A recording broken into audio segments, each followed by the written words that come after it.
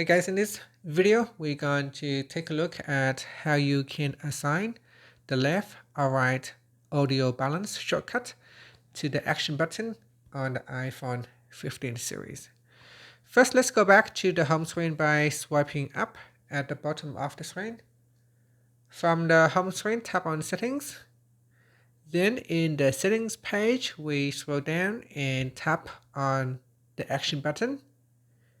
In here, swipe across until you can find Accessibility.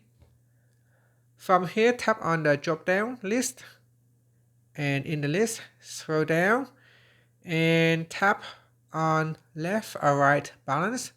This will allow you to adjust the audio volume balance between left and right channels, so we tap on that. Now, press and hold on the action button, press and hold for a second. This will allow you to switch on left or right sound balance. Otherwise, you can press on it again to switch it off. And that's it. Thank you for watching this video. Please like and subscribe to my channel for more videos.